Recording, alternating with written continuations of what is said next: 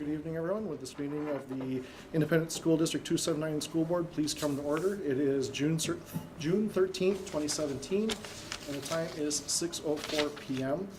Seated from my left to my right in front of you tonight is Director Stephanie Fortner, Director Heather Douglas, Director Michael Ostafi, myself, Bob Gerhart, Director Jim Burgett, Director Jessica Craig, and Superintendent of Schools Kate McGuire. Would you all please stand for the pledge? I pledge allegiance to the flag of the United States of America and to the republic for which it stands, one nation, under God, indivisible, with liberty and justice for all.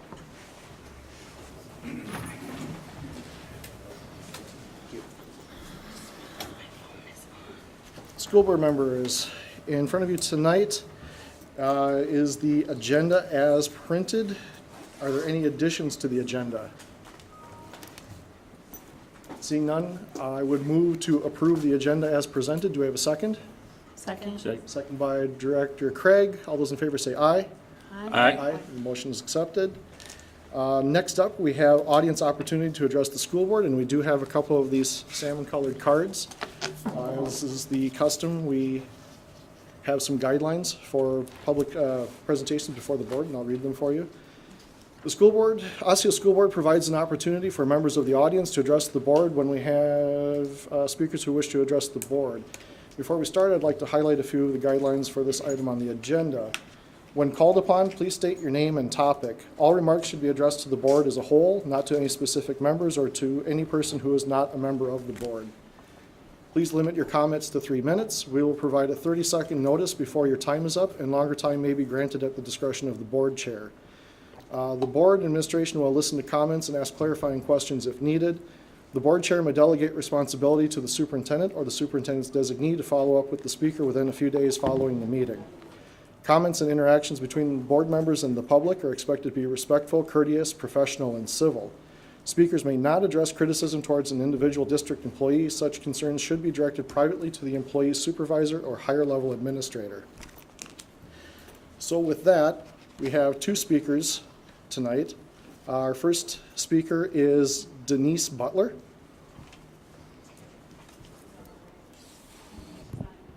Not here? Okay, well, we'll go to speaker number 2. Maybe Denise will join us. Let's see, Father James N. Wilson.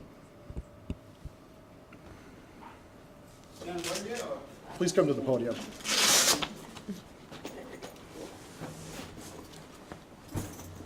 Welcome. Thank you. Hello, everybody. My name is Father James N. Wilson II. I'm an Episcopal priest. I'm a resident of Maple Grove, and I'm also representing the Liberian Ministers Association, Liberian congregations comprising about 52 congregations in the Twin Cities. So I represent that group. And I'm here to speak on the colored teacher situation and to find out, to kind of address that, whether that is the concentration of the board. In the age we in right now, 2017, when demographics are changing everywhere, every neighborhood, our institutions are faced with the challenge to kind of, multiculturalize their environment. It can be school, it can be church, it can be anywhere. This is a situation we are in right now, and the current situation we are in kind of dictates that. So it's very important for our schools to kind of, diversify their teaching environment by encouraging teachers of color to kind of reflect the demographics of the students you have. And that is a deep concern for our Liberian community. It's a deep concern for us as immigrants, at least to have people of color. And so that is the reason why I'm here today, to kind of bring that to your attention. If you are not thinking about it, to also think about it and see what you can do.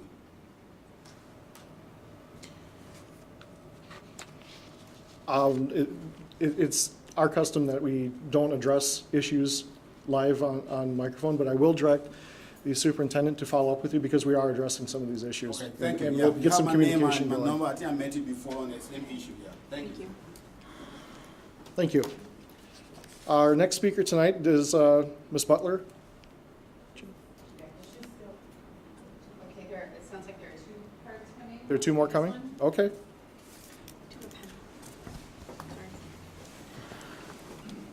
All right. Alfreda Daniels, please. Welcome, Ms. Daniels. Hello, my name is Alfreda Daniels, a community organizer with the Minneapolis Regional Labor Federation. I'm also a resident of Brooklyn Park. I'm here to address the board since February or January. I'm also a member of the immigrant community out here as well. Since January, our community have been going through a lot as far as the immigration issue. I think a lot of you are aware of that. I was just wondering, we have not heard anything from the board addressing that or speaking towards like providing support for the immigrant students that are within your district. So I'm here on behalf of some community members to request that we hear from the board. We would like, even if it's a statement from the board, showing support for the immigrant students that are within your district. Thank you. Thank you. And once again, I will request that the superintendent follow up because I know we have Sure, I'm happy to do efforts that. in that direction and also.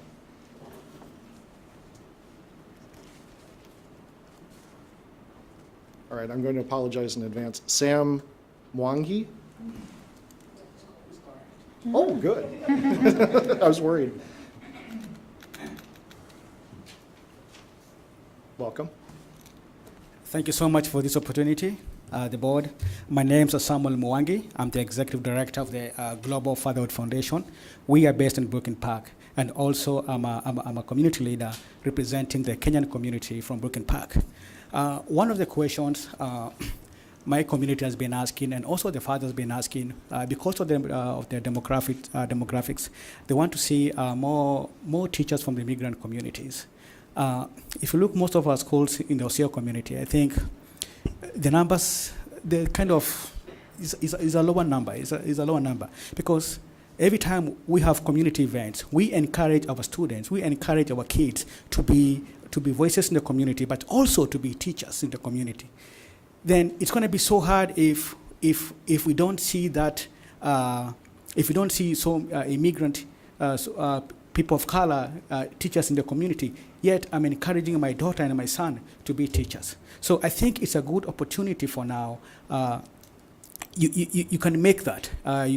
Talk to us, talk to the community, and start working on bridging that gap so that we can have more teachers from our community. Because let me tell you one thing, it's true. Look at the demographics, what's going on. 50%, 50%, one time it's going to be 70%. You're going to have to look for teachers from the immigrant community.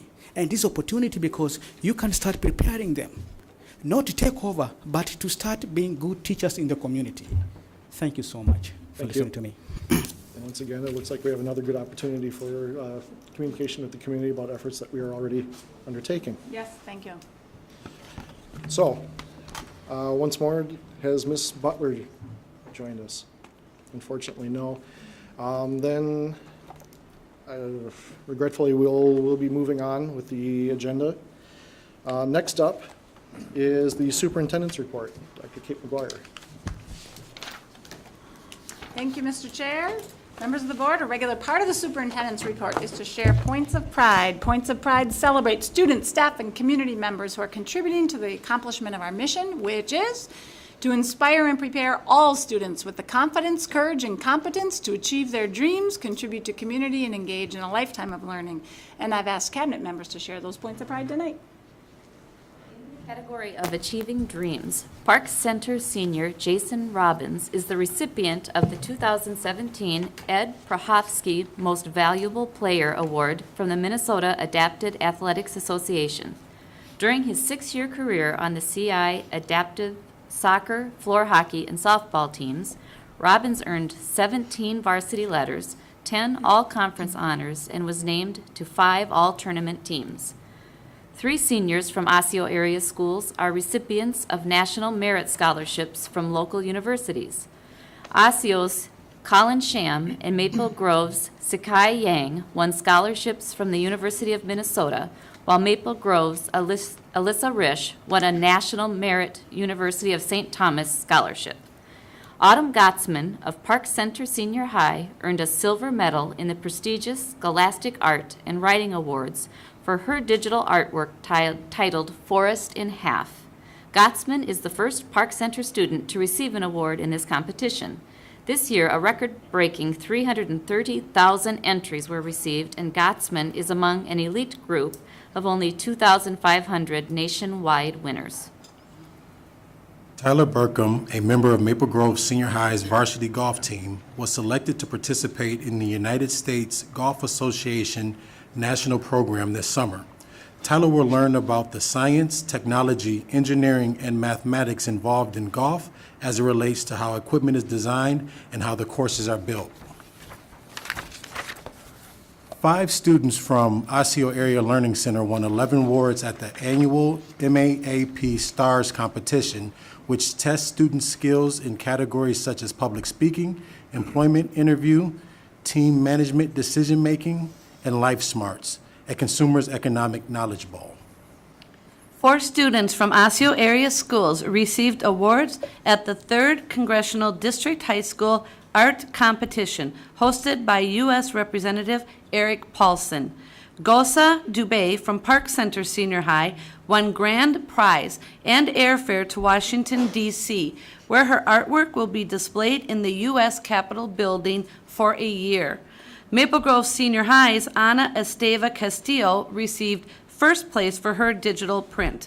Honorable mention winners included Makeha Murdeshwar, Maple Grove Senior High, and Cynthia Vang, Osseo Senior High.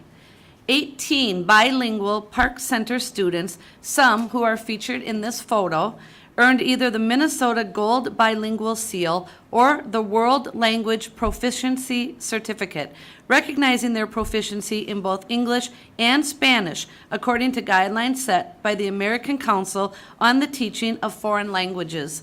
Students who earn the seal or certificate may be awarded foreign language credits from Minnesota colleges and universities. In the category of contributing to community, students in the 3rd grade classes at Weaver Lake Elementary reached a milestone in their partnership with local nonprofit Feed My Starving Children. Each year, the profits from Weaver Lake School Store, run by 3rd graders, are donated to the organization. This year, the profits earned brought Weaver Lake's 9-year donation total to an impressive $10,250. Representing the sovereign nations of American Indian students currently attending Maple Grove Senior High, 5 native flags have been added to the school's gallery of flags. The flags of the native nations are Turtle Mountain Chippewa of North Dakota, the Choctaw of Mississippi, White Earth Ojibwe, the Iroquois Confederacy, and Red Lake Ojibwe. 325 Brooklyn Middle STEAM School students gave back to their school community and helped create additional green space by planting more than 50 trees at the south end of their school grounds. Students were able to spend more time outside with nature, learn about forests, and build a long-term outdoor learning environment. This opportunity was possible through the district's strong partnership with Tree Trust, a local nonprofit committed to planting forests in the Twin Cities, and through a grant from the U.S. Forest Service and Xcel Energy Foundation. In the category of lifelong learning, 3 authors spent a week working with 8th graders at Northview Middle School as part of a writing apprenticeship program that encouraged students to experience writing as a joyful and positive activity. Comedy writer Levi Weinhagen, comic book writer Fiona Avocado, and spoken word poet Tu Saikau Lee mentored students and will select 9 Northview pieces to be published in the annual Compass collection of student writing. A Maple Grove Senior High student has been directly accepted to the University of Minnesota Medical School through a new accelerated program beginning this fall. Rajiv Darnapragada is one of the only 10 students to receive admission into the university's new BA-MD pipeline program, which seeks to increase and diversify Minnesota's physician workforce. Woodland Elementary's Logan Fu is a Word Master. This spring, Fu earned a perfect score in the last of 3 Word Masters challenges, a vocabulary competition that involves 150,000 students annually. Fu is one of only 52 third-grade students nationally to achieve this result. He also won highest honors for the overall competition. Last month, the Minnesota Vikings and the Greater Twin Cities United Way celebrated the Character Playbook program, which is a digital initiative educating Osseo Middle School students on how to build and maintain healthy relationships. At the celebration event, students had the opportunity to practice an athletic skill while building critical character skills like focus, communication, positivity, perseverance, and teamwork. As an added bonus, students met former Minnesota Viking player E.J. Henderson. Under the category of mission-driven employees, Park Center Family and Consumer Sciences teacher Catherine Hutchinson won state and national awards this spring. Last month, she was honored with the 2017 Pro Start Educator of Excellence Award from the National Restaurant Association Educational Foundation. Prior to that, she was chosen as Minnesota's 2017 Pro Start Educator of Excellence by the Hospitality Minnesota Education Foundation. Donna Olgren, a library media specialist at Rush Creek Elementary, who promotes reading in everything she does with students, won Capstone Publishing's The Power of Librarians National Photo Contest. This photo will be featured in Capstone's yearly calendar. Students on Bus 222 at Cedar Island Elementary have been a little quieter this year, thanks to a reading challenge devised by first student bus driver Perry May.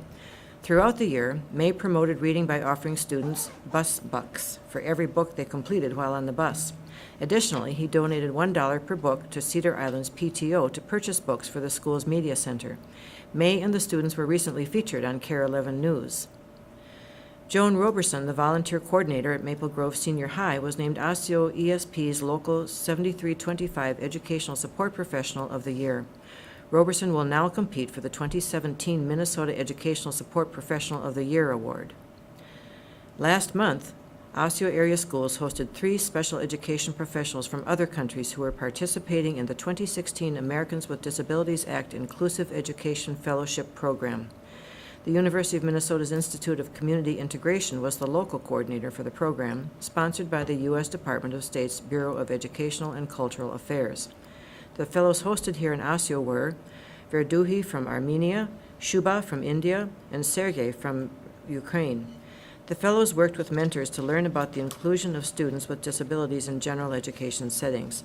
They will also complete a service learning project that will be implemented in their respective home countries. Thank you. I'll share just a few more things that have been happening now at the end of the year, and I'll begin by sharing our biggest celebration of the school year, high school graduation. Last Saturday, approximately 1,400 seniors from all of our high schools participated in commencement ceremonies at the Mariucci Arena. Each commencement event featured the traditional singing of the national anthem, student speakers, musical performers, recognition of student honors, and the moment everyone waits for, the presentation of diplomas. Our district Facebook site features a commencement photo album for each of our 3 comprehensive high schools. While our Area Learning Center graduates sometimes do participate in these homeschool commencement ceremonies, separate ceremonies are also held at the ALC throughout the year as students complete their requirements. In addition to celebrating students who are leaving our school system, we also celebrated staff members who are retiring from the school district last week. The school board hosted a celebration for teachers, administrators, education support professionals, custodians, nutrition services, and other staff members who are retiring. The class of 2017 retirees collectively have worked for the school district for 2,579 years. Many of this year's retirees, 69% in fact, have served the students and families of Osseo area schools for more than 20 years. We know that this is a destination district and staff members are drawn here because of the opportunities that we provide for them to find a career path. Many of the retirees noted that they have made lifelong friends here during their time with Osseo area schools. Speaking of lifelong friends, 2 cabinet members are leaving our school system, and tonight is their last formal school board meeting. Mr. Aston Osseo, Assistant Superintendent, is leaving to assume the superintendent position in St. Louis Park Public Schools.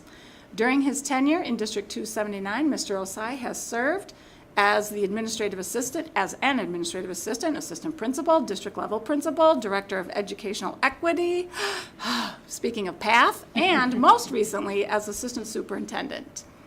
Margaret Weston, our general counsel, is retiring. Margaret was the very first general counsel for our school district and really helped to define the position. She has served as our general counsel for 8 years. I want you to know that the finest school leaders with whom I have been honored to serve share some common characteristics. They are technically competent, passionate, and knowledgeable about learning and teaching, strategic about building relationships, authentic communicators, and consummate professionals. I hold both Aston and Margaret in this category of leaders. Please help me thank them for their service.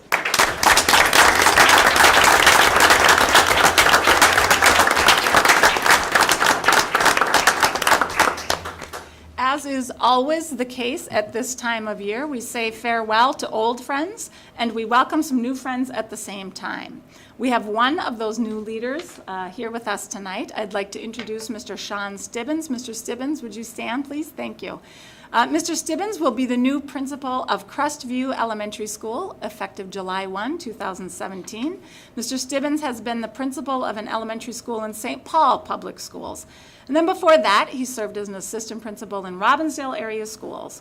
Mr. Stibbins' teaching years were spent in Minneapolis and Roseville. So thank you, Sean, for being with us tonight. Welcome. Thank you.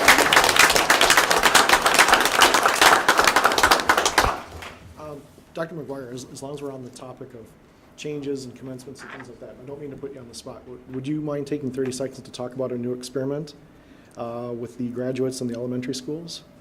I can share. I bet you're referring to the graduation walk. Yes. So what I can share is that a year or so ago, several of us, including you, Mr. Chair, saw some videos and photos of other school districts where seniors went back to their elementary schools in their caps and gowns and walked through elementary schools. And then the elementary students would sit in the hallway and clap and idolize the seniors that were walking down the hall, as you might imagine. So after some conversation and research about how that could work with our assistant superintendents, the video that I most recently saw was at Basswood, but I think that there were other elementary schools in our school system as well that coordinated action where seniors from our 3 comprehensive high schools came back to the elementary schools in their caps and gowns and walked through the hallway so that elementary school students could see them. So as you might imagine, it's a great visual and the kids idolize the seniors and it's really, it's very sweet. Thank you for that. Thank you to the assistant superintendents for helping with that. Next up on our agenda are school board reports. And our first report tonight is a May 23rd, 2017 Policy Committee meeting report. Director Burgett. Thank you, Mr. Chair. The School Board Policy Committee met here at the Educational Service Center at 6 p.m. on Tuesday, May 23rd, 2017. Board members Jim Burgett and Heather Douglas attended. Director Bob Gerhardt was unable to attend. Carrie Larson, Community Education Coordinator for Facilities and Volunteers, Andy Bedeau, Digital Learning and Instructional Media and Coordinator, Superintendent Kate McGuire, Incoming General Counsel Tim Palmatier, and General Counsel Margaret Weston also attended. The committee reviewed the proposal to combine the school district's existing policies prohibiting bullying, hazing, harassment, and violence into one policy. The proposal to combine the policy recognizes that the behaviors prohibited in the 3 separate policies are often similar behaviors that could be classified under one or more existing policies. In addition, the school district responds to the reported behaviors following the same protocols. The recommendation recognized that having 3 separate policies prohibiting similar behavior can be confusing for students and staff. After discussion, the decision was made that because Director Gerhardt was not able to attend, any action on the recommendation would be postponed pending Director Gerhardt's input. The proposed procedures for Policy 924 volunteers were also reviewed.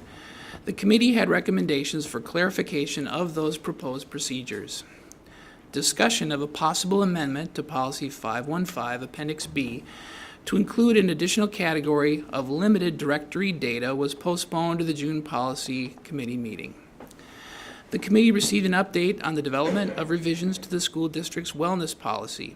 Any member of the public wishing to offer suggestions for additions or revisions to the school district's wellness policy number 533 is welcome to visit the comments section on the school district's policy and procedures webpage. The next policy committee meeting will be Tuesday, June 20th.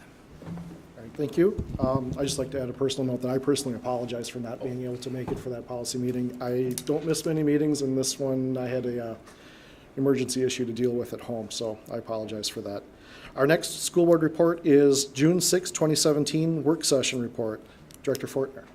The school board discussed two topics at its June 6th work session, the fiscal year 2018 budget and the superintendent's summative year-end evaluation. Our long-range financial planning process directly links the fiscal year 2018 budget to our World's Best Workforce Strategic Plan and provides resources necessary to support strategic priority work.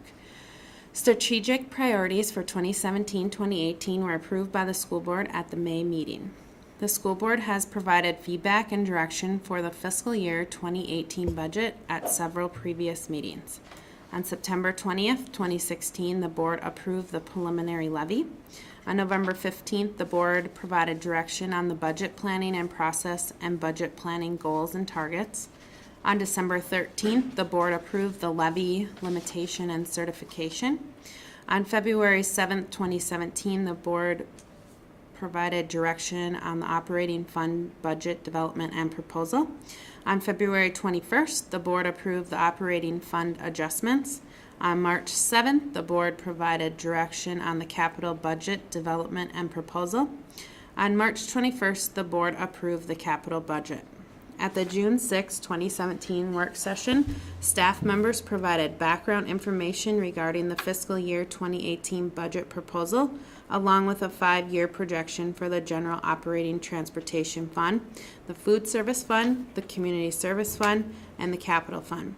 Staff also noted that the long-term facility maintenance projects are managed outside of the regular budgeting process.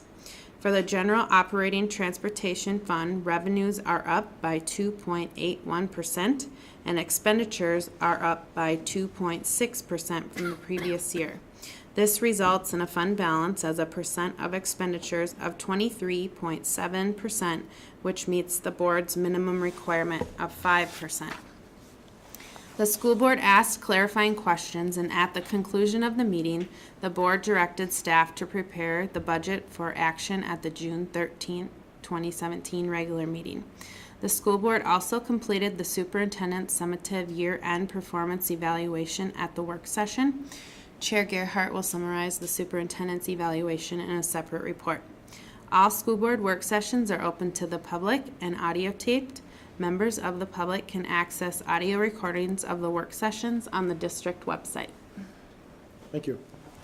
And as Director Fortner just said, the next report I will be giving for the May 9th and June 16th, 2017 closed work session, reporting or summarizing the report on the superintendent's evaluation.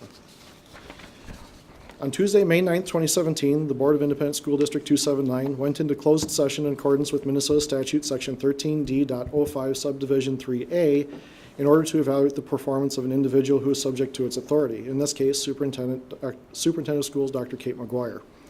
This meeting was recessed and then reconvened on June 6, 2017, so the board could complete its review. For several years now, the Osseo School Board has used an evaluation tool that breaks the superintendent's many responsibilities down into 6 performance responsibilities related to the position, and for each responsibility, a number of performance indicators are provided. School board members rated the superintendent on each of these indicators on a scale of 1 to 5, with 1 indicating unacceptable performance, there weren't any of those, and up to a 5 which indicates outstanding performance. Board members were also able to record individual comments and feedback, as well as have the option to refrain from providing answers to individual questions if they felt they did not have enough information to provide a score. As chairman, I collected and summarized the results, which were reviewed and discussed as a group during the June 6th session. Overall, the scores were very good, ranging from a category high average of 4.74 out of 5 to a category low average of 4.29 out of 5. Individual responsibility areas, which are more specific, ranged from an average high of 5.0 to an average low of 3.5. The average scores for the six responsibility areas are as follows. Policy and governance, 4.50. Planning and assessment, 4.29. Instructional leadership, 4.41. Organizational management, 4.47. Communication and community relations, 4.48. Professionalism, 4.74. Individual responsibilities that the board jointly agreed upon as areas of interest centered around monitoring and assessment of the effect of programs and/or curriculum on student achievement. The board will work with Dr. McGuire to explore better ways of monitoring the effects of individual specific programs and curricula rather than just measuring them in the aggregate. Having information like this will give the board and the administration the metrics needed in order to properly justify the continuation or cancellation of particular programs.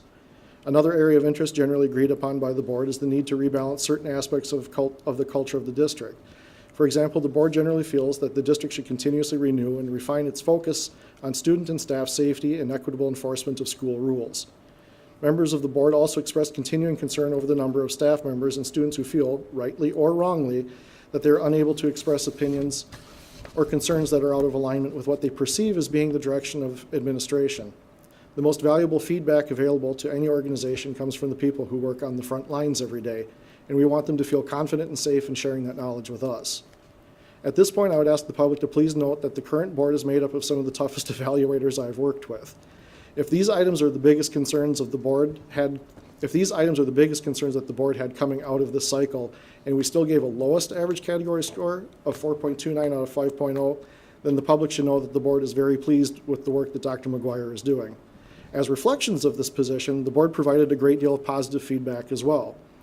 For example, on the topic of the superintendent values diverse perspectives, problem solving, and consensus building, Dr. McGuire received 5 ratings of 5 with 1 abstain.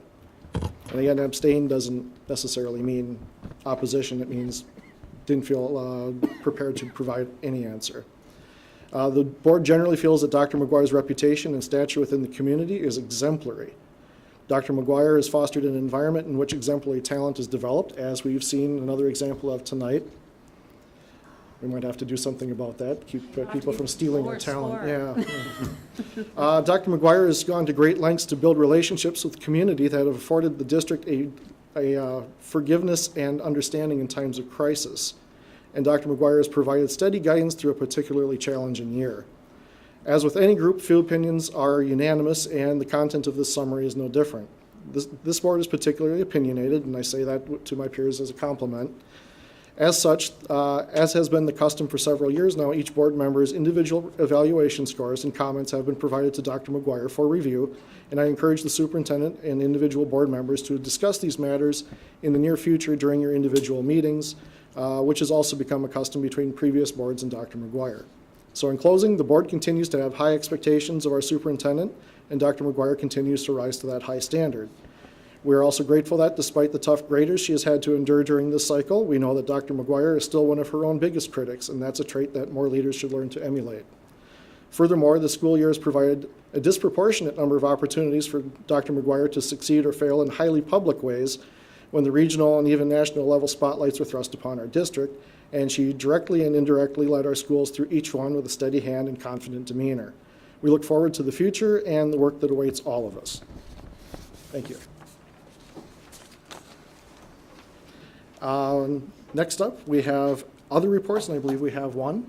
Yes, Mr. Chair, I've got a brief report. Now that we are closing out the 2016-2017 school year, I wanted to take a quick moment to update the board and the community on one of our partners, the Brooklyn Bridge Alliance for Youth.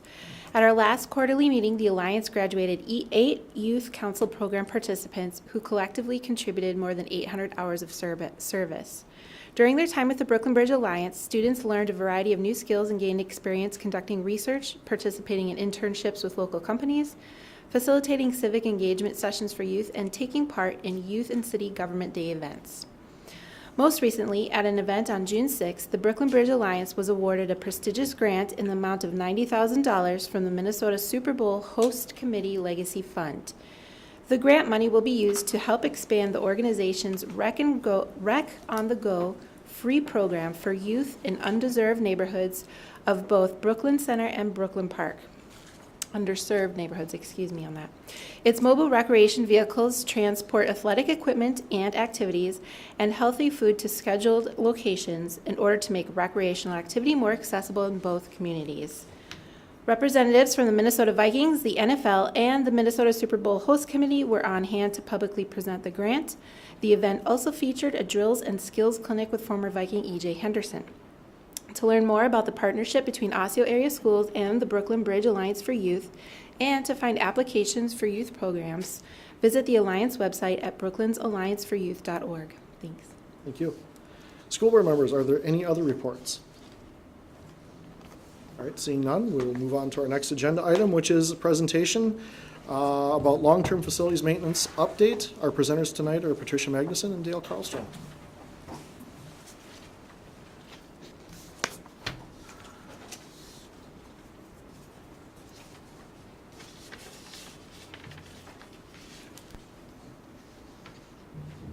Good evening, Chair Gerhardt, board members, and Superintendent McGuire.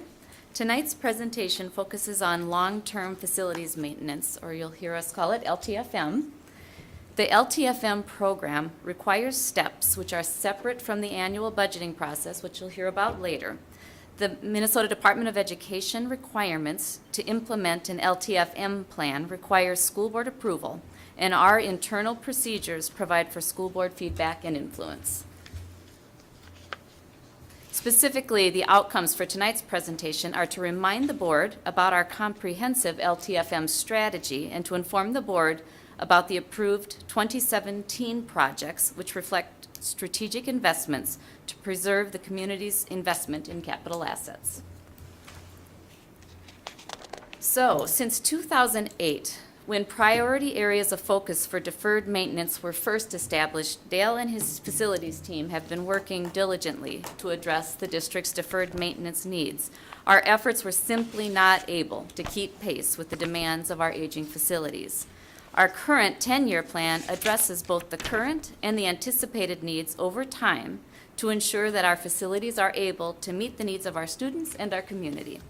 Our facilities, I think these are great statistics. Our facilities total 3.8 million square feet. That is nearly 1.5 times the size of the Mall of America. And our 31 facilities range in age from 15 years to 65 years old. The board-approved LTFM 10-year plan is comprehensive and over time addresses every facility in the district. It is in keeping with our world's best workforce strategic plan strategy to leverage and align the talents of our employees and the assets of our system to achieve our mission and strategic objectives. And we know that a clean, well-maintained facility impacts learning. Well-maintained facilities contribute to air quality, sound quality, lighting quality, and safety. In addition, well-maintained facilities contribute to a positive school culture and climate. Now, I learned animation, so you're going to be wowed here. This slide represents the cyclical nature of the LTFM process. Like many processes in the district, transparency, school board feedback, and data-influenced decisions help us to maintain trust and support for the work. So I'm just going to remind the board that nearly 18 months ago, we first heard about the scope of the district's priority deferred maintenance projects, starting in a meeting in January, a year and a half ago, which eventually led to the approval of the project and financing plan. And then last summer, with significant board influence, we developed a project implementation and financing strategy. And then once we had established our implementation plan, which includes a structure of accountability for the school board, for staff, and for our outside vendor partners, we were able to commit to the financing plan, which included a bond sale to partially fund the first 2 years of the plan, along with an annual levy. This cycle will continue on an annual basis, so we'll just keep talking about that tonight and then over time with this plan.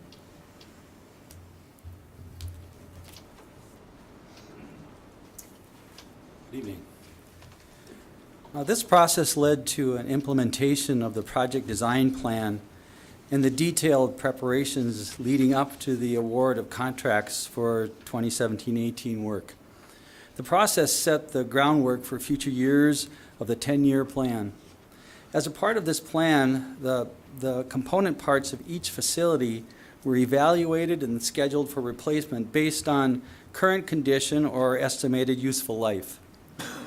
LTFM funds cannot be used to remodel or to make additions to our facilities. However, these funds can fund projects allowing us to preserve our community assets and the investments in our capital assets.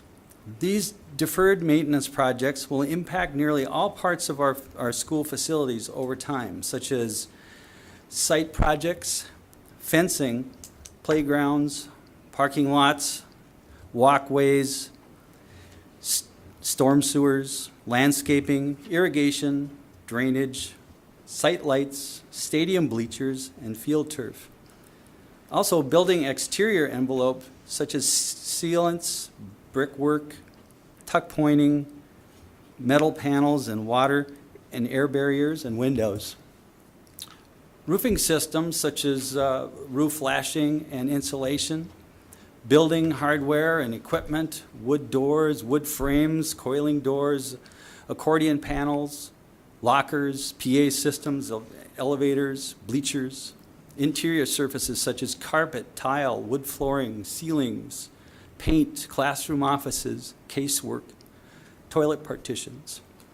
Mechanical systems such as boilers, heat pumps, chillers, condensers, units, piping, ventilation, temperature controls, and then plumbing, fixtures such as domestic piping, water heating and conditioning, and isolation valves. Electrical services, service distribution, outlets, wall lighting, fixtures, clock systems, and generators. Each year we will accomplish this plan with approximately 80% site-focused large-scale renovation projects and 20% ongoing system-wide projects. There are 82 summer 2017 projects planned, which range in cost from $3,000 to $5.5 million. There are some major site renovations and several smaller projects throughout the system, such as paving, painting, and carpet replacement. Because of ongoing work with the school board to establish a solid implementation plan, the first summer 2017 project bid was awarded in January. This project was for the replacement of the Maple Grove Middle School chiller. Our deferred maintenance plan has replaced outdated air conditioning systems with modern, dependable, energy-efficient systems such as pictured here at Fernbrook Elementary School. We will be installing a similar system at Maple Grove Middle School this summer. Installing these systems involves extensive hydronic piping throughout the school. In February, the school board took action to award bids for 4 of the major renovations: Zanewood, Park Brook, Garden City Elementaries, and for Osseo Middle School. As an example, we have pictured here the Park Brook Elementary project scope. In general, the scope at the 3 major elementary projects is similar. The floor plan shows the areas of work, and the colors represent the type of and intensity of the work. We are renovating all the student restrooms, hallways, hall lights, and classrooms. The middle school project will be a 2-phase project. The first phase this summer, starting with a partial restoration of the boiler room and total makeover of the student restrooms and common spaces on the first floor. In March, the school board awarded bids for the Park Center Senior High School Auditorium Visual Arts restoration, as well as the district-wide building envelope work and the early childhood classroom renovations. We are excited to begin the restoration of the Park Center Auditorium. This is a rendering of the Park Center Auditorium. We will be replacing all the seats, the sound attenuation, and flooring and wall covering. In addition to the finishes, the control booth, the ticket booth will be renovated, and the HVAC ductwork and related equipment will be replaced. There will be changes in the ramp to the stage so that people in wheelchairs can access the stage from inside the house. The catwalk structures will be rebuilt to improve safety and lighting. This project shows how our project design strategy works to bring architects, engineers, and staff together to create a space that serves the needs of our students and the community. In April, the school board awarded the bid for district-wide paving projects and for the Maple Grove Senior High School tennis court renovations. There are three basic types of paving rehabilitation that we employ: crack sealing, chip sealing, while mill and overlay, and total tear-out replacement. All three processes are used over the life of a parking lot or a roadway. We use the two methods to prolong the life of surfaces and avoid the expense of total tear-out. Our paving program also involves concrete walkways, curb and gutter, stormwater retention, asphalt trails, playground courts, tennis courts, and running tracks. Our 10-year plan incorporates $1 to $1.5 million a year to maintain these site assets. Finally, in May, the school board awarded the bid for the district-wide lighting projects.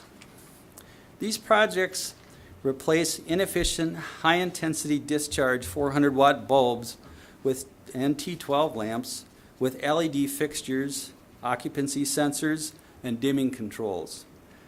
The purpose of these projects are to save energy, improve the quality of light, and reduce maintenance costs. Pictured here are HID metal halide lamps at Brooklyn Middle School that are commonly found throughout the district. The contract that the board approved will change similar lighting at 14 schools. Please notice the color and intensity of the light in this photo. Pictured here is the East Gym at Osseo Senior High School. We relamped last summer. Notice how much brighter this room is with the LED fixtures. The spaces can be dimmed, and the occupancy sensors will turn off the lights if no one is present. The lights are instant on, so there's no waiting for the fixtures to warm up. Thank you, Dale. He's got a busy summer ahead of him. So the LTFM implementation process will continue over time as we're finishing those projects. I want to just foreshadow what's coming for the board, and I hope that this depiction will make sense to you. Similar to the budgeting process, we're completing steps for multiple years at the same time. So what we have here is any action that refers to this summer's projects, the work that we're completing, are going to be depicted in blue. And actions that refer to next year or year 2 of our 10-year plan 2018 are depicted in purple. And actions that refer to years 3 and 4, so as we're planning for that 3rd and 4th year of the 10-year plan, they'll be depicted in a bright yellow. So we left off with the conclusion of the summer 2017 project bidding, and that work is underway. So the next action that the board will take in the LTFM process will be to approve the annual 10-year project and funding plan. This action must take place by July 31st each year. And to remind the board, this doesn't lock the district into any specific projects or funding strategies. It's a step required to continue our participation in the LTFM program for summer 2018 projects. So if we want to plan for next summer, we have to take that step. And then we're now back to blue, so we're hoping and planning that by August 18th, all of our summer 2017 projects will be nearly complete. In time for school opening in September. And then in September, we'll continue our work toward next summer's projects. The school board will approve the preliminary levy, which will include funding for year 2 or summer 2018 projects.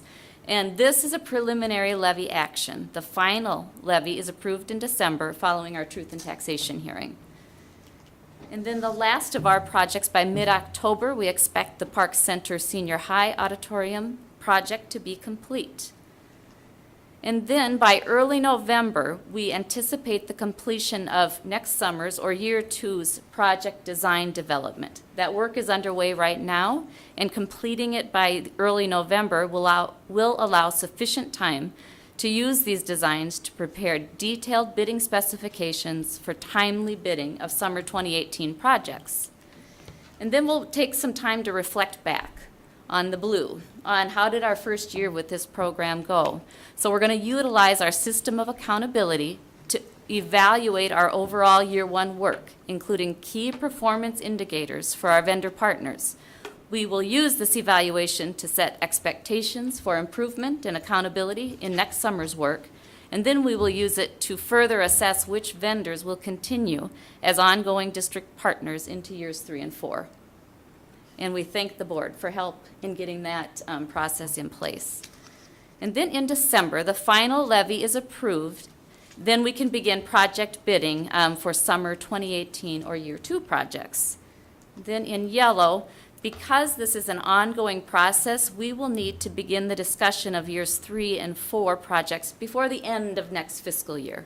The plan that we have discussed with the school board in the past that keeps the tax levy flat includes a second bond issuance at some time within the next 2 years, in addition to the annual levy. And we'll have time to talk about that, but it will commence sometime next year. We'll have to start thinking about that. We thank you for this time to describe the comprehensive and landmark work being done to preserve our community's investment and capital assets. Your influence has helped us to create a plan that is comprehensive, it's transparent, and it's accountable to our community. And now we will take any questions that you might have. Thank you, Patricia. Thank you, Dale. Board members, are there any questions? I just take this opportunity to rewind just a little bit. You know, when you're talking about first year, second year, third year, being that this is a regular board meeting, we have live audience members and people watching on TV. Would you mind taking a minute to kind of walk back to how we arrived at this process, to remind people, what we're doing, how we got here, and what we're talking about with this first year, second year business? I mean, the board is up to speed on this, of course, but just to give another public opportunity to explain the differences in our method of operating compared to the past. Yeah. What is different is that we are making a landmark investment. So we were able to take this opportunity to really make a difference and move forward for a lot of our facilities. So what we did, a year and a half ago, we had worked with a vendor partner to do a detailed study of all of our facilities, and Dale can correct me when I get this wrong. And they came forward with a plan that we whittled down a little and then brought it to the board and said, here's what they're saying needs to be invested in our school district, and here's a financing plan. The board gave us some feedback. We came back a few months later with a little bit smaller plan and a redesign of our financing strategy. And then we got the financing strategy and the project plan in place. And that was a little more than a year ago. And then over the summer, we started thinking about, okay, if we get this funding, how are we going to implement the plan? And we've met several times with the board trying to make sure we were very clear about how we were working with vendor partners, how we were holding them accountable, how they were chosen, how they would be evaluated. And once the board became comfortable with that plan, and we had tweaked it to a point where we felt that it was very clear, we brought that forward, and the board approved the vendors for this first 2 year plan of the process. And then in the meantime, the board set the preliminary levy in place to begin to fund. It gets funded 1 year at a time, even though it's a 10-year plan. The board makes the decision each year to fund. So we did a preliminary levy, and then to fund the first 2 years, part of the funding strategy was a bond issue. So we had a bond issue, and we had really good interest rates at that time in the market, and so we got funding through bonds for 2 years, along with the levy. So that funds this summer's work and then next summer's work, if the board continues to fund through the levy process. And then we'll just continue that cycle.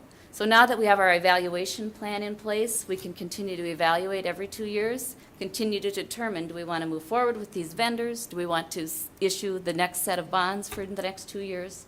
So it's a continual process that provides for feedback and improvement. It's a continuous improvement cycle, really. Is that what you were looking for? No, thank you. Mm-hmm. If I can make a comment, I believe it also goes back to the fact that we had discovered that we were under-investing in our maintenance by upwards of 50% compared to what was needed and compared to other school districts to maintain our facilities and our assets. Yeah, thank you for that reminder, Director of Staff. Board members, any other comments or questions? Okay, thank you, Patricia. Thank you, Dale. Thanks for all the hard work that's gone into this. Next up on our agenda for tonight, removal of items from the consent agenda. There are a number of items on the consent agenda. Are there any items that board members would like to remove for separate consideration? Yes, Chair Gerhart, I'd like to remove letter L, addendum to the Athletic Training Program Services Agreement. All right. Are there any other items? All right, with that, we will address item L, the addendum to the Athletic Training Program Services Agreement. Is there any discussion? Yeah, Chair Gerhart, as I was looking through this, it's come to my attention that I looked at the approval process from the board 2 years ago, and it was approved, and it's supposed to be one-year renewals. And I didn't see anything from any board minutes approximately a year ago when it was up for renewal. It's up for renewal again. There was another proposal that was submitted that was quite an improvement. Turns out this vendor ended up meeting it, and we decided that we didn't want to change, even though a new vendor was bringing a substantial benefit, over $200,000 over 3 years, to our school district. We are proceeding with a one-year addendum to the contract that we allowed the current incumbent, a 28-year incumbent, to match what was proposed. That doesn't seem fair, doesn't seem right, and quite frankly, what other competitive, if we approve this, which we're asked here to do tonight, why would any other vendor bring us proposals when it's determined that a vendor, an incumbent, can be allowed to match them with, and then just keep on going? So the benefit of incumbency, not only in politics, but obviously as a vendor, seems to be strong, and that is something that should need to be addressed. And quite frankly, I don't even know if the contract is valid at this point. I believe there's some discussion that may need to occur around that piece. All right. Board members, is there any other discussion? I would like to make a few comments, if you don't mind.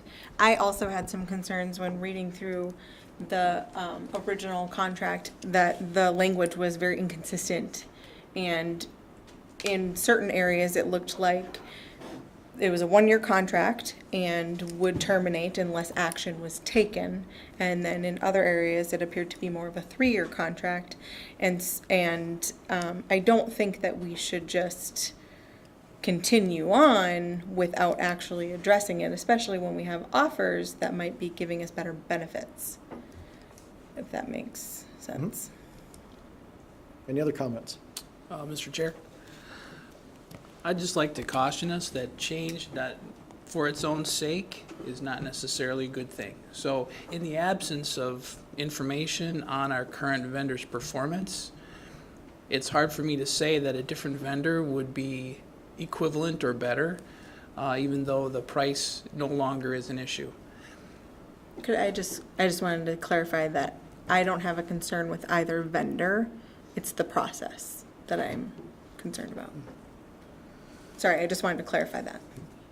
Yeah, and that's another point. I think, both vendors are well-known and established within the Twin Cities market.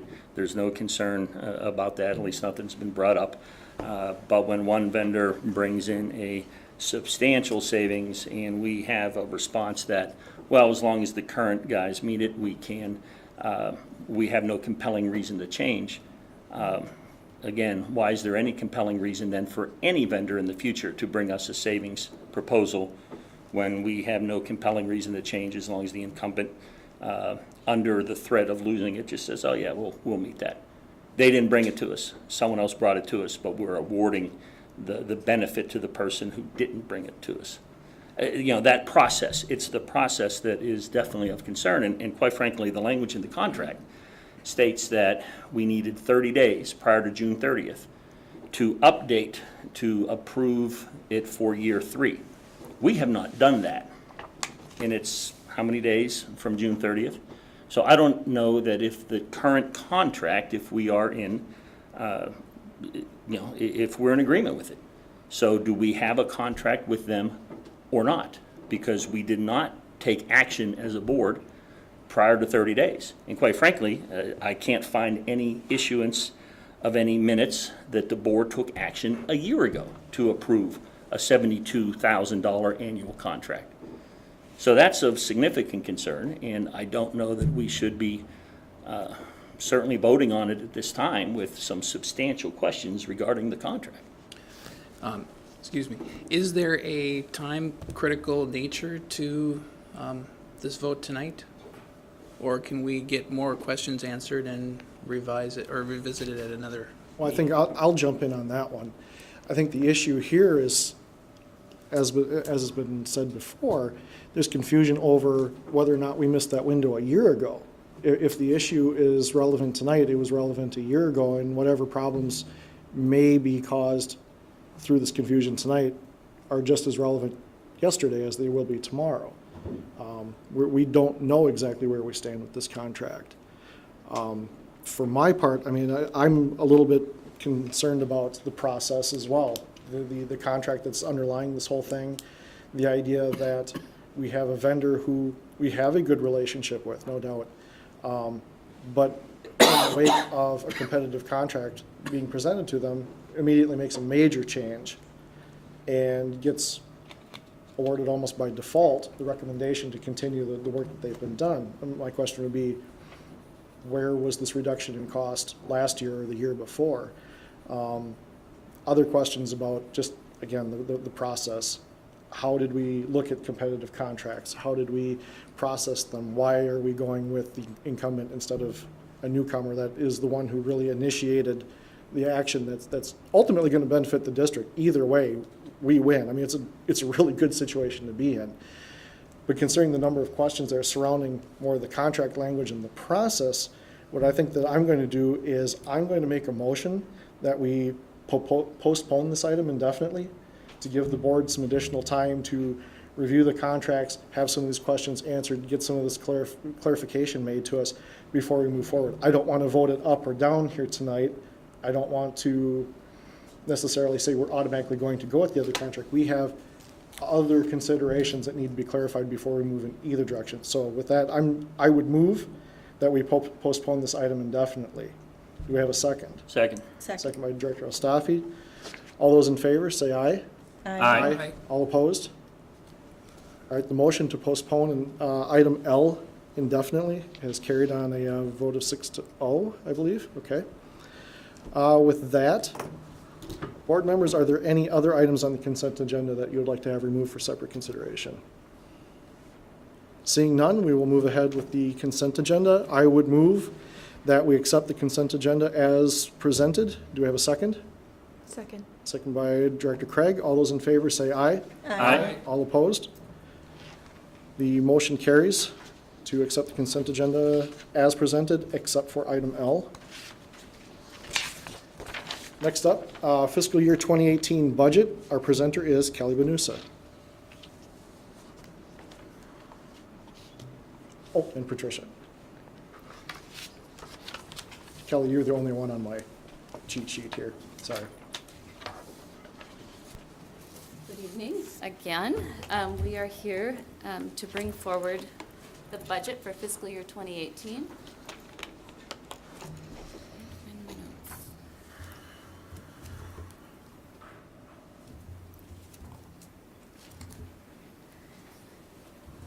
Okay, I can't seem to find my notes, so I'm going to just read it.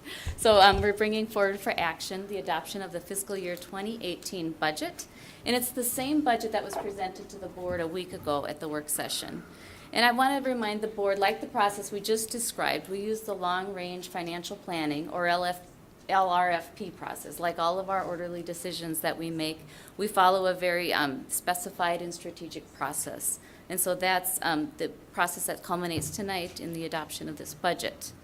Our budget aligns with our strategic plans, and they're made using our LRFP framework. This framework includes a financial forecasting model that provides the basis of our budget planning for financial sustainability, and the budget decisions align with the mission and strategic plan through a process that engages multiple stakeholders. The school board engaged in several work sessions throughout the budget development process, and at the February 2nd and March work sessions, the board carefully considered the budget recommendation and the LRFP advisory's assessment of all of those changes. This is the LRFP framework in a small visual. The framework provides coherence between our system strategic plan and the allocation of resources through the collaboration of budget managers. And that's that second circle on this target. And then it describes the direction by the school board that's provided throughout the year along that outside edge. All of our budgets that go through this process have been in this framework. We started with the general fund, and then we've added all of the other budgeted funds throughout the years. The budget planning, approval, and implementation, again, is a continuous cycle, and we follow this same timeline every year. So first, the school board approves the strategic priorities in May, and then department staff align our continuous improvement plans with strategic priorities. I think that's one of the hallmarks of the process we use here, is that we're continuously improving, and it's built into our budgeting process. The board sets the budget targets in November, provides direction for staff in preparing the program efficiency, abandonment, and redirection narratives that describe needed adjustments that budget managers think they need to complete the work on strategic priorities. And then the levy is approved in December, and the pair summaries are approved by the school board in February and March. And we then prepare the final budget, which reflects board-approved adjustments, and we monitor the impact of the legislative session. The budget presented in the school board documents tonight, which is the same as the budget discussed at last week's work session, includes all of these items. And the organizational complements are presented as well that reflect the impact by division of each of the budget adjustments.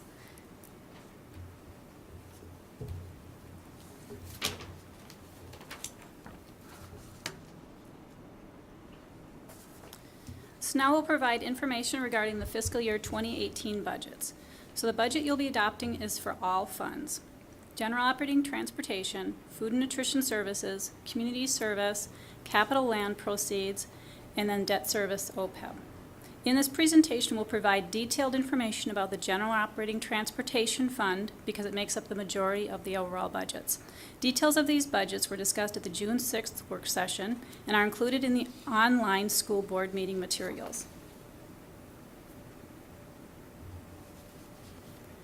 The fiscal year 2018 General Transportation Fund revenues are budgeted to increase 2.81% compared to the fiscal year 2017 revised budget. The largest area of increase was in the general education aid due to the formula enhancement of 2% and a projected increase of 99 adjusted average daily membership or adjusted ADMs. Our total adjusted ADMs for 2018 are projected at 20,617. The fiscal year 2018 General Transportation Fund expenditures are budgeted to increase 2.58% compared to the fiscal year 2017 revised budget. This is lower than our recent expenditure trend growth of 3.75%. Through board direction and discussion, we lowered the trend to 3.25%. And this budget tonight is less than previously projected amounts.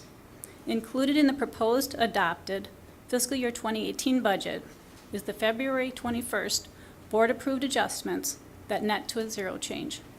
Through the long-range financial planning process for fiscal year 2018, the board approved redeploying budget capacity of $500,000 from non-instructional to instructional areas within the budget. The net effect of the revenue and expenditure budget variance on the proposed general operating transportation fund budget results in an anticipated operating deficit of $4.3 million for fiscal year 2018. The fiscal year 2018 ending fund balance is budgeted at 23.7% of annual expenditures, or $55.5 million. The proposed fund balance is $2.9 million higher than was anticipated back in February. Board policy recommends a minimum fund balance of 5%, which we are in compliance with for this budget.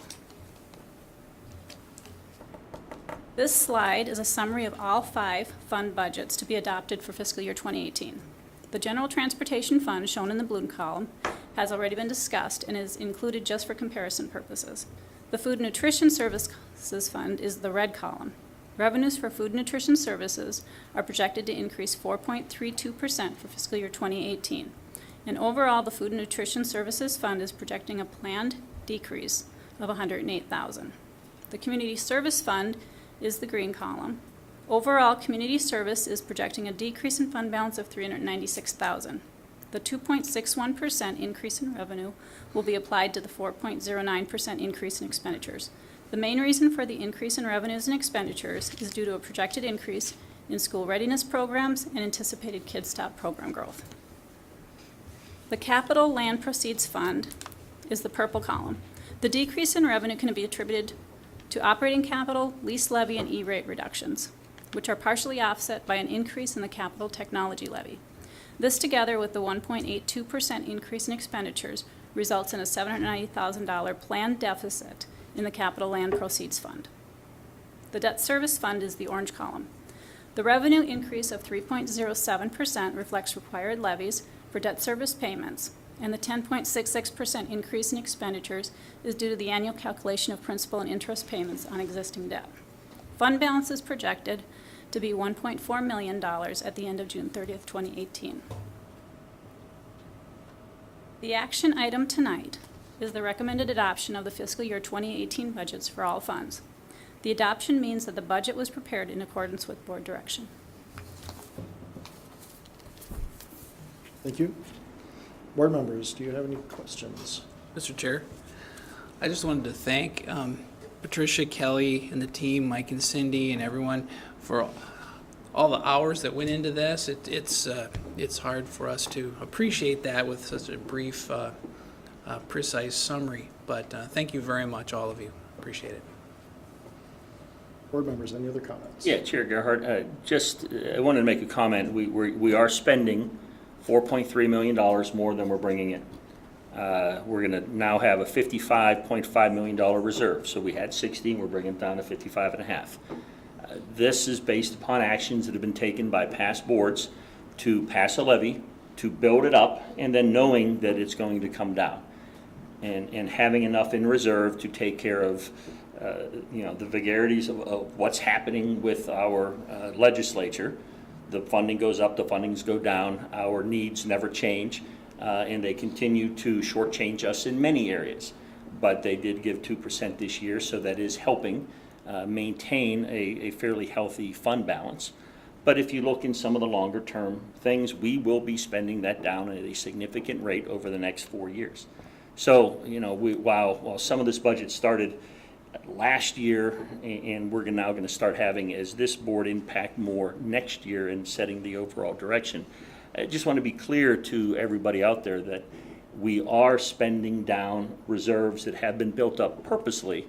It's not necessarily recklessly. There was a thought process to that, but we are going to pay very close attention, at least I certainly am, over the next year and the next several year budgets to ensure that we are looking at everything that needs to be done to maintain that balance as high as we can and not rely on gimmicks or the legislature at the last minute coming through. We need to plan, and we're going to plan a solid future, and that foundation is in place, and we just have to make sure that we continue to maintain that foundation. Thank you. Board members, any other comments? I'll just add again, Director Burgett stole a little bit of my thunder, but again, like I say often at these meetings, thank you for the work that goes into this. It's a ton of work, and it doesn't reveal itself in the presentation, which is a compliment to the skill with which it's done. As far as the topic of spending down and spending in excess of the revenues into the future. The other thing to keep in mind too, and I think that the public should keep in mind, is when you look out multiple years in the future, we're not necessarily assuming influxes of cash from the state. So often, once you get a year, 2, 3 years out, the picture looks worse than it will actually be because, like it or not, the state usually doesn't let us know what they're going to do until the last minute. It's just a reality. So we just kind of assume zero. We assume nothing and get pleasantly surprised when they come around and offer us something. So as we get closer to some of those days when it looks like we're spending down the reserves, those days probably progressively keep getting pushed further out as reality sets in and things turn out to be hopefully a little bit better than what we're assuming. Yeah, and to that point, this year we were going to spend down 6.5. We're spending down 4.5 because we got a couple. But if you look at the budget projections that have been shown at the work sessions and everything else, that number goes to 10 and 15 and 20 very quickly without changes in the future. So a couple extra million from the state isn't going to help those $10 and $15 million holes that are looming in front of us, looking down the road. So, again, we just have to pay careful attention to that. No argument. Board members, any other comments? Going once, going twice? Okay. With that, I will move that we accept the fiscal year 2018 budget as presented in tonight's meeting. Do we have a second? Seconded. Second by Director Brigette. All those in favor say aye. Aye. All opposed? The motion carries. The fiscal year 2018 budget as presented has passed on a vote of 6-0. Right now, next up, we have the second reading of revised policy 507, corporal punishment. Margaret Weston. Thank you, Chair Chair. Gerhart, I believe we are skipping action item B. Action item B. Yes. Oh. Yes, Chair Gerhart, there is What did I miss? What did I miss? approval for long-term Oh, disability. all right, you're right. Sorry about that. Thank you. Next up, let's talk about the recommendation for approval for long-term disability, LTD, and life insurance renewal, July 1st, 2017 through June 30th, 2019. Judy McDonald. Thank you, Chair Sorry about that. Gerhart, board members, and superintendent. On the agenda this evening for school board action is a recommendation for approval of our group life and long-term disability insurance renewal rates and our provider, the Standard, for the 2017-18 and 2018-19 fiscal year. School board members have had the opportunity to review the renewal information and to ask questions. The final step now is for school board members to take action on the formal approval. The standard policy renewal for long-term disability reflects a 97% increase, a little over $300,000, in premiums beginning in fiscal year 17-18 and provides a rate cap for the following fiscal year. The substantial increase in premiums is a result of a significant escalation in the number of employees accessing the benefit along with the cost of the benefits provided for in the plan. Currently, the district pays 100% of the premiums for the long-term disability policy for eligible employees. The quoted premium rates for group term life insurance rates are the same as previous years and will not increase over the next 2 years. The district currently pays 100% of the premium for eligible employees and offers supplemental insurance at the expense of the employee. And it's the superintendent's recommendation that you approve the group life and LTD insurance renewal rates and the Standard as our carrier effective July 1st, 2017. Thank you. Board members, any comments or questions? Seeing none, I would move that we accept the recommendation for approval for long-term disability, LTD, and life insurance renewal for July 1st, 2017 through June 30th, 2019. Is there a second? Second. Second by Director Ostafi. All those in favor say aye. Aye. All opposed? The motion passes on a vote of 6-0 to approve the long-term disability life insurance renewal July 1st, 2017 through June 30th, 2019. Okay, now on to the second reading of revised policy 507, corporal punishment. Margaret Weston. Thank you, Chair Gerhart, board members, Superintendent McGuire. This policy is on the agenda this evening for second reading. First reading was May 16th. The proposed changes conform to the school district format for school policies by adding a purpose statement. This policy is not mandated, but does provide notice to staff and parents about the prohibition against corporal punishment and the difference between corporal punishment and reasonable force. School staff and the district's Human Resources Department referenced this policy in trainings and setting expectations. There have been no changes made since first reading under the school board's bylaws. If approved this evening, the policy will be amended. Would you like to go through all three of these, or would It you would be prefer for us to vote on them preferable to separately? vote on them individually. Okay, that's fine. All right, with that, I will move that we approve the revised policy 507, corporal punishment. Do we have a second? Second. Second by Director Craig. All those in favor say aye. Aye. All opposed? The motion carries on a vote of 6-0. Next up is a second reading of revised policy 923, distribution of materials for students. Margaret Weston. Thank you, Chair Gerhardt. Again, the first reading for this policy was on May 16th, 4 weeks ago. The proposed amendments bring the policy into conformance with the current format for school district policies by adding a purpose statement. And also the revisions clarify the school district site councils are school organizations for purposes of the policy. This is not a mandated policy, but does provide uniform guidance and notice to the public about which materials will be distributed to school district students through the school district. In addition, the policy provides requirements for identification and notification to our families about which activities are sponsored by outside organizations and which opportunities are available from the school district or our partners. There have been no changes made since first reading. If approved this evening, the policy will be amended. Thank you. Board members, any comments or questions? All right, with that, I would move that we accept the revised policy 923, distribution of materials for students. Do we have a second? Second. Second by Director Douglas. Okay. All those in favor say aye. Aye. All opposed? Motion passes on a vote of 6-0 to accept revised policy 923, distribution of materials for students. Next up is a second reading of revised policy 924, school volunteers. Margaret Weston. Thank you, Chair Gerhardt. Again, this policy had first reading on May 16th, 4 weeks ago. Proposed revisions include statements of purpose and general statement of policy to conform to the school district's current format for policies. The amendments also add specific notice about expectations for volunteers around data privacy for students and other school rules. This policy is not mandated but provides notice to potential volunteers about school district requirements such as the confidentiality of most student information and the district-wide risk management plan. There have been no changes since first reading. If approved this evening, the policy will be amended. Thank you. Board members, any comments or questions? I do have a question.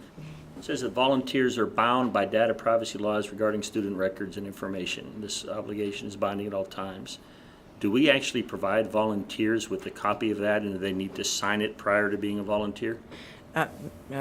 Chair Gerhardt, Director Ostafi, by statute, volunteers are included within the definition of employee, of someone who is required to abide by the Data Practices Act. Volunteers are provided with a volunteer manual, which summarizes the requirements that they must meet, the privacy requirements that they have to observe. Okay, and if they do not, are we liable as a district? That would be, yes.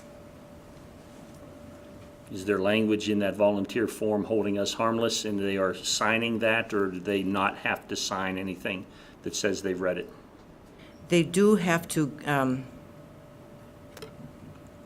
there is a process to document that they have read the manual and that they understand the manual. And they would be considered, as I said, under the statute, they are considered employees, and we, by statute, would not be able to require them to indemnify us for a violation. We are required to provide notice and their opportunity to, and the training so that they are knowledgeable. I'll jump in here.